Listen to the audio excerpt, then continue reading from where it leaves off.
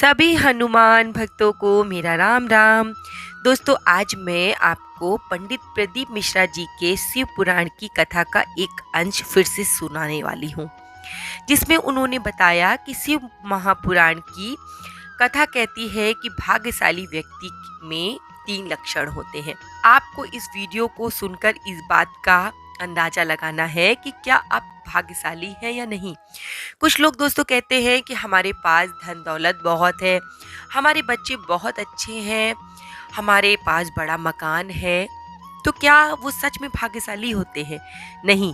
शिव महापुराण की कथा के अनुसार भाग्यशाली व्यक्तियों में जो 3 लक्षण होते हैं, उसमें सबसे पहला लक्षण होता है कि आपको भोजन मिले दोनों वक्त, और उस भोजन को मिलने के साथ साथ आप में उसे खाने के लिए भूख भी होना ज़रूरी है।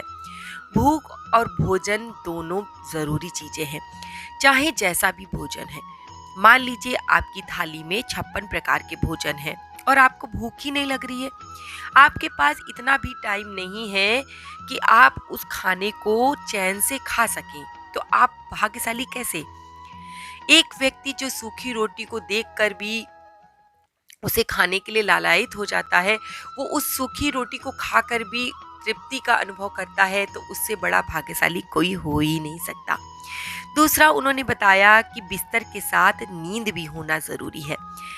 दोस्तों, कुछ लोगों के पास बहुत सुंदर बिस्तर होते हैं, डल्लब के गद्दे होते हैं, कमरे में एसी लगा होता है, पर उन्हें रात भर नींद नहीं आती।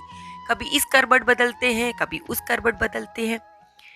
और एक व्यक्ति जिसके पास फटा पुराना बिस्तर है, आपने सड़क में मजदूरों को सोते देखा है ना? कहीं भी उन्हें लिटा दीजिए, वो इतने थके होते हैं कि उसी क्षण सो जाते हैं।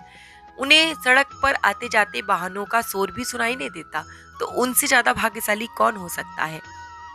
अच्छी अच्छी चीजें आपके पास हैं और आप उनका उपयोग नहीं कर सकते, तो आप भाग्यशाली कैसे हैं?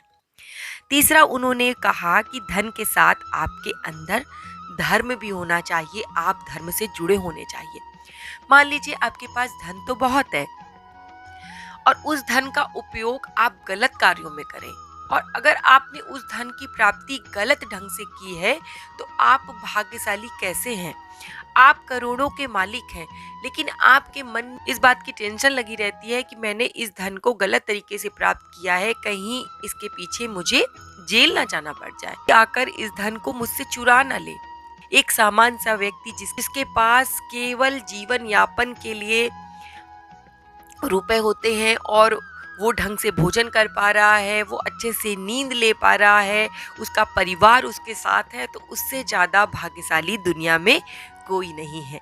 तो अगर आप अपने आप को भाग्यशाली समझते हैं, तो इन 3 बातों को अपने जीवन में अपनाने की कोशिश कीजिए कि आपको भोजन के साथ भूख भी लगना ज़रूरी है, आपको बिस्तर के साथ नींद आना भी ज़रूरी है, और आपको धन के साथ धार्मिक कार्यों को करते रहना चाहिए। अगर दोस्तों आपको ये वीडियो पसंद आया हो तो आगे शेयर कर दीजिएगा, और मैं बाबा से प्रार्थना करती हूँ कि बाबा मेरे जो भी भक्त आपकी सच्चे दिल से प्रार्थना करे, उसे आप अपनी शरण में लीजिए, उसके परिवार पर अपनी कृपा दृष्टि बना के रखिए। इसी के साथ जय श्री राम, जय बाबा की।